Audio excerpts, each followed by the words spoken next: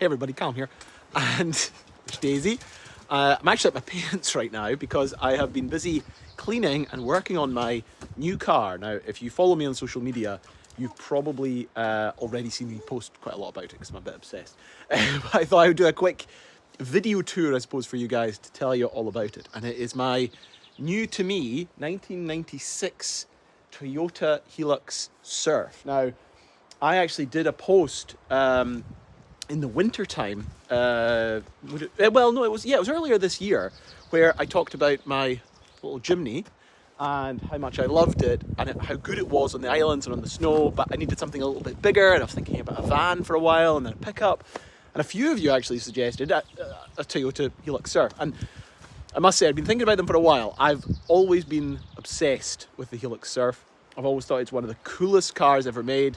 I always loved Land Cruisers, although I've always felt for Racing, a Land Cruiser, or even for the Highlands in general, my needs, is a little bit bulky, whereas the Hilux is just this perfect size. It's not too big, not too small, looks like a big kid's toy. And this one took me a long time to find. So let me kind of walk you around it and tell you a little bit more about it. So first things first, you may notice from this little mirror there that this is actually a Japanese import, because most Japanese cars have one of these little bonnet mounted mirrors on them. This is a 1996 Toyota Hilux Surf SSRG, which was like the highest trim level that they did for the Hilux. You interested too, Daisy? And this was imported from Japan to the UK in around 2005. Loads of Hilux Surfs seem to be imported around 2005. I don't really know why, but around that time, loads of them made it to the UK, and most imported Hilux Surfs that you still find for sale still date from that time period. They are quite in demand now. You can see there's a portal tint, and there's me on the window, but they are quite in demand now. They're quite hard to find. And one of the big reasons is because, and I'm sure many of you are aware when it comes to old cars and stuff like that, the Japanese cars are known for having a poor quality steel to them. I don't know how much of this is really a myth or what, but they basically rust faster and quite badly. You can see a little bit of rust on this one, but the reason that I jumped at the opportunity to purchase this car is because the level of rust on this is remarkably small. A remarkable level of rust. I wanted something that was relatively clean and relatively good condition, and as you can see, and in fact we can get right under the car if the dog allows me without trying to attack me. Right, out the way. As you can see under here, really good condition. Had a recent new exhaust fitted. All the mounting points are in good nick. Even these bits here, which are where the side steps attached to the vehicle, are all still completely solid. So I mean, truly remarkable condition considering the age. The worst sides of a car tend to be on the driver's side, and it's true in this case too. There's a little bit of rust down here, the bottom corner. There's a little bit of separation going on here at the sills, but very, very little. There's a little bit of bubbling of rust just here. But again, I mean, she was nothing really to worry about. And then the other area that tends to be an issue, I suppose, primarily, let's put this in 0.5. Well, you can actually see here, these always rust on the Hiluxes. These are the metal bumpers at the back. So I'm going to have to try and get them treated. You can see a bit of rust on there. Okay, I get the point. Pretty good again at the back. A little bit of rust, but nothing too bad really. The back tends to be the worst on these things. A lot of the Hilux Surfs that got imported from Japan, I have heard, when they were sold in Japan originally, never got any form of factory underseal. And that's because the roads in Japan don't tend to be salted.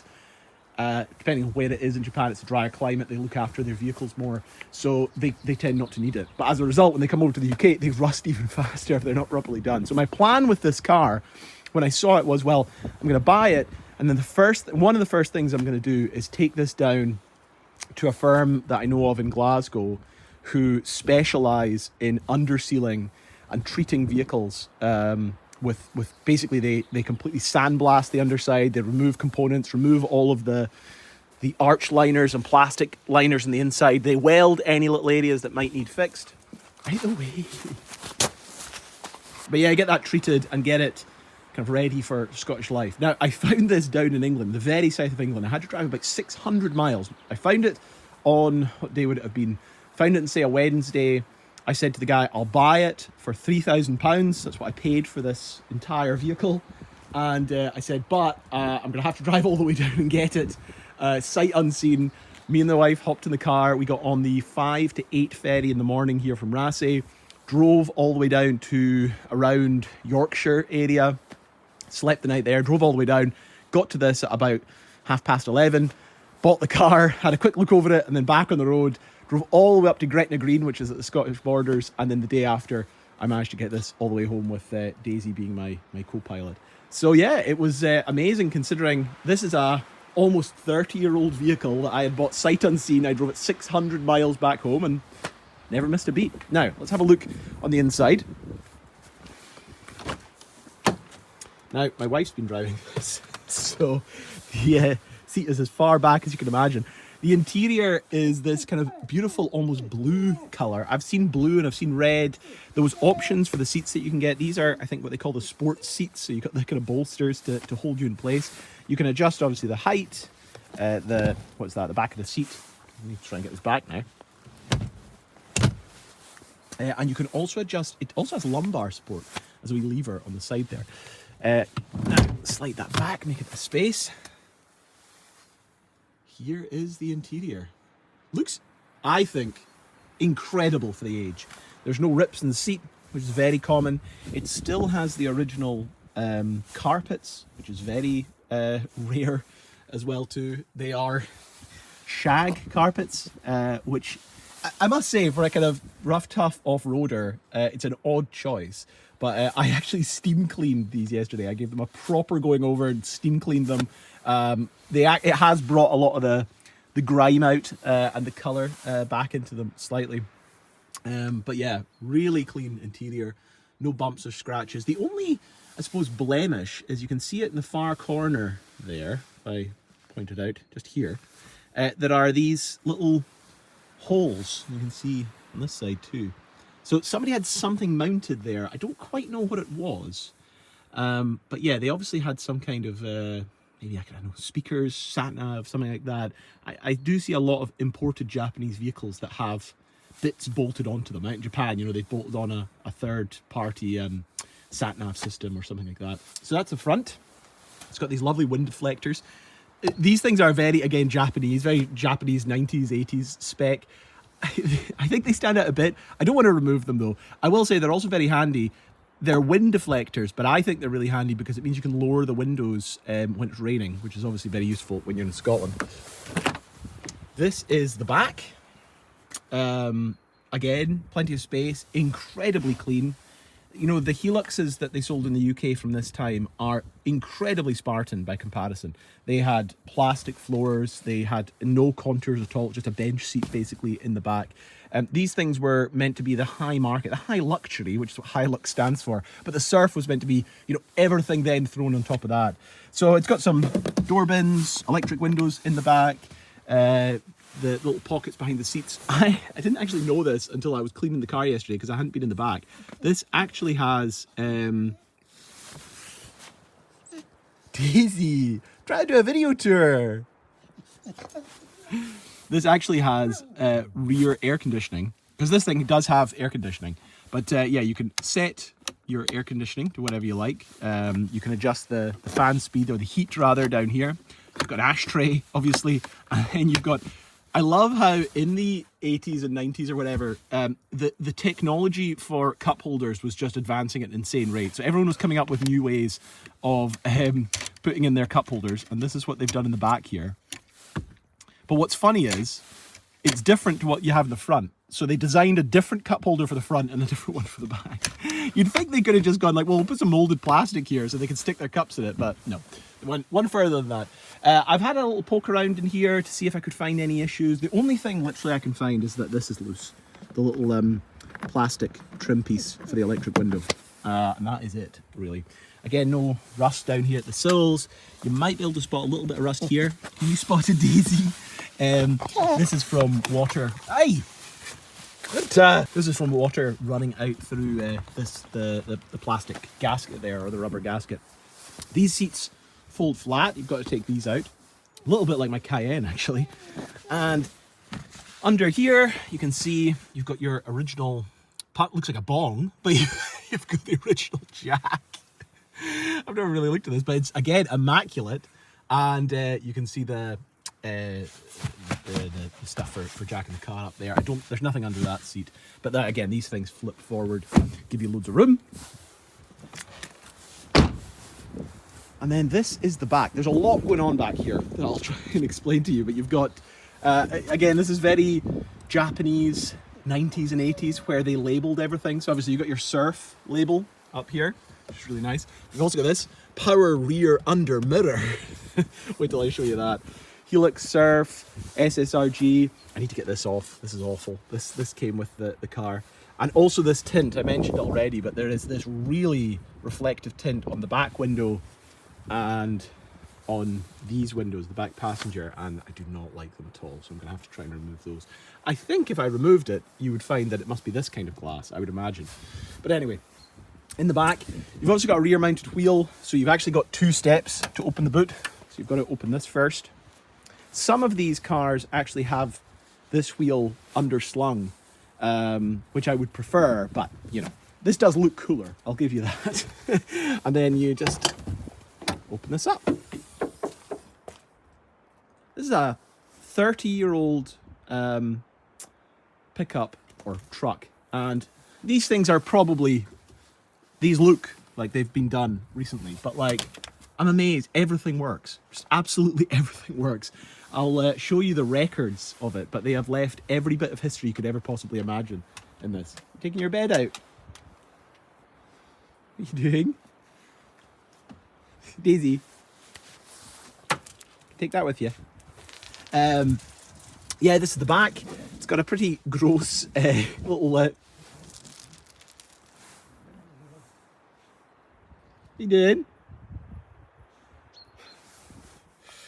It's got a pretty gross kind of fitted carpet in the back here. It's got a little storage bay where I've got a spare number plate and some oil that came with it. But again, back here, I mean, there's not even any scratches in the plastic in the bag. It's amazing. Absolutely amazing. Again, I steamed all of this. I used the steam cleaner to clean all of this yesterday. But yeah, absolutely amazing. Brilliant place to just sit. And oi! Leave that. Sit and watch your dog destroy her dog bed. Oi! Leave it.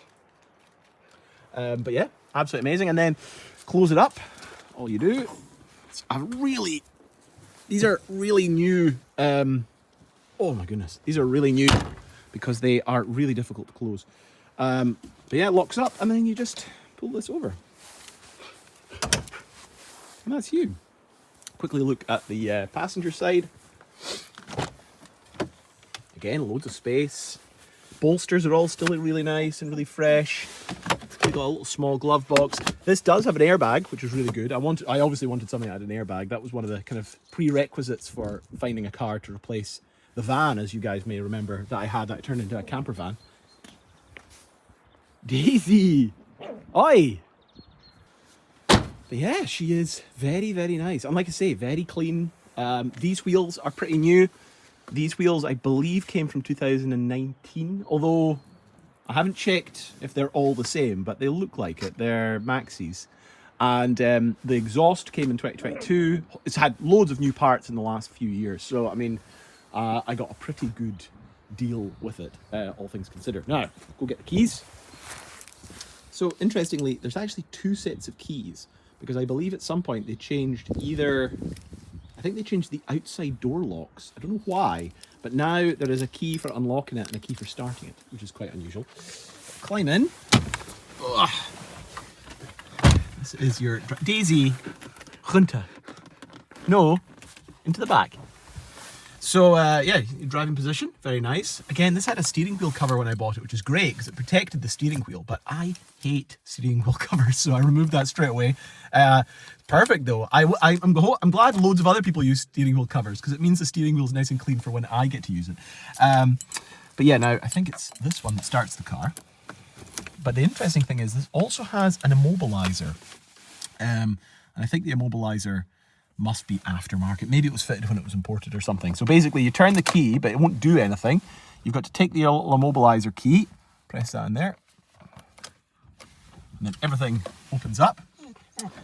Get it ready, get it fired up, and then just start. What do you think, Daisy? She brought her teddy into the front with her. Okay, aye, stop it. Now, as you may notice, she does have a fair few miles. 267,000 miles according to this, but it's actually kilometers, but it's actually probably a mixture of kilometers and miles because they converted this from kilometers per hour to miles per hour, and they probably converted the little odometer as well. So some of that mileage is in kilometers, some of it is in miles, but maybe it's 160 odd thousand miles, possibly. Who cares? Really, at the end of the day, it's a high mileage vehicle. This tells you the since I reset it, we've done 820 kilometers. It's actually closer to about 1,000 kilometers by the time I reset it. But that does match up with the amount of miles I've driven back, so that at least is somewhat accurate. Now, again, for a 90s car, this thing had a lot of features. It had air conditioning as standard. Out in Japan, everything has air conditioning though, so that's not that unusual. But in the UK in the 90s, it would have very much been. It has obviously all your little things for directing the air. You've got, right now, a single din head unit. There is space for a double din. It might have come with a double din or a single din, I don't really know. Probably would have always been a cassette deck, because in Japan they still use cassettes out there to this day. I'm probably going to swap this out with a new single din that does Bluetooth, because this one doesn't do Bluetooth, because I like having basically a storage pocket at the bottom there. Fun thing with this is, right, if you turn this on, watch the aerial. Is that not the coolest thing ever? Unbelievable. I absolutely love that. So yeah, every time you turn this on or off, the aerial goes away or comes back. It's so 90s. I mentioned the cup holder. It's your cup holder, again different to the one that is in the back of the car. It's all right. It doesn't hold very well. I'll show you a photo of a Starbucks mug in there. It doesn't work very well with that. That's about it really. Storage bin under there. You've got an ashtray, obviously, which I keep poo bags for the dog, and you've got a 12-volt socket in there as well too.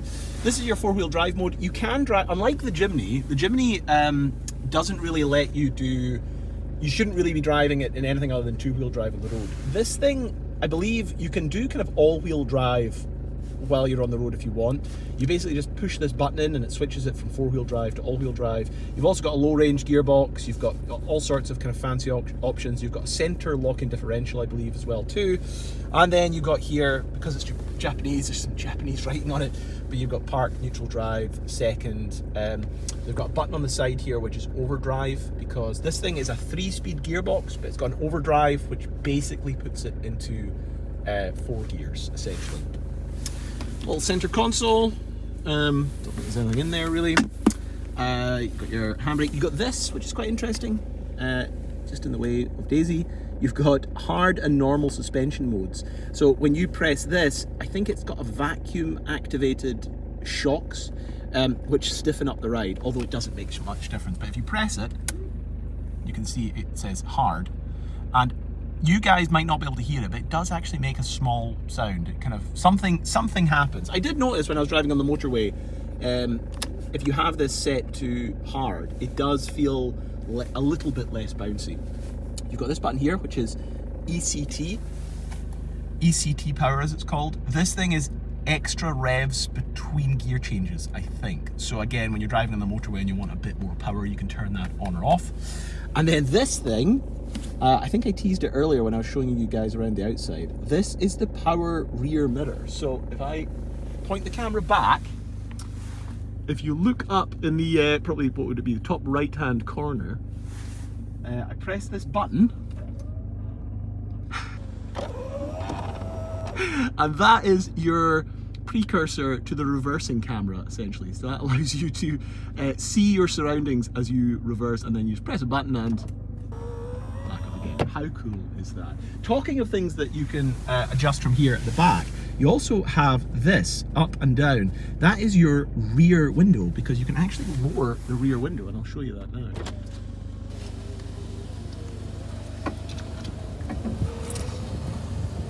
Absolutely brilliant. Daisy is a big fan of this feature because when she's sitting in the back, you can lower the window and she can look out the back window. It is so good and it's so handy if you think about, well, I guess with this being the surf, if you've got your surfboards or whatever that you can stick in there, or big lengths of wood in my case, and then we'll put that back up.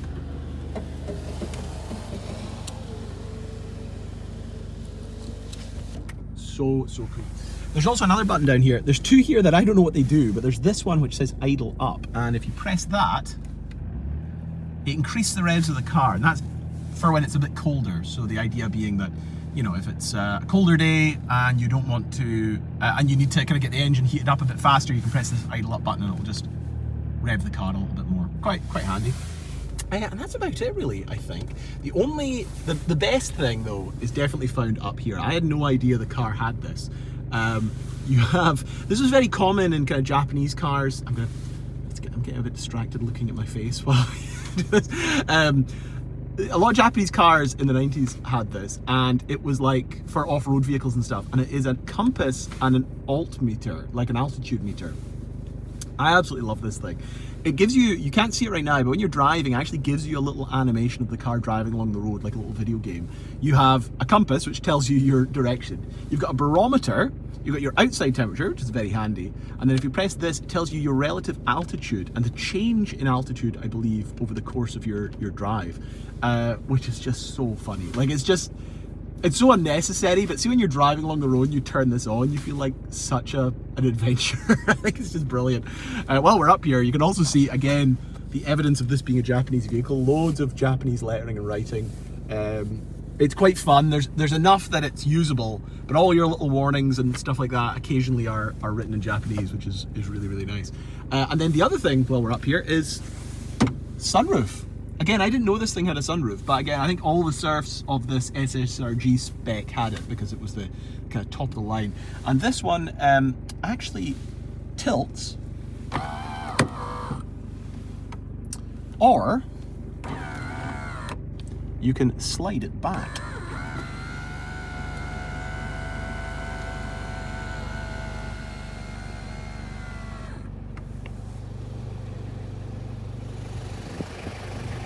Which is very nice.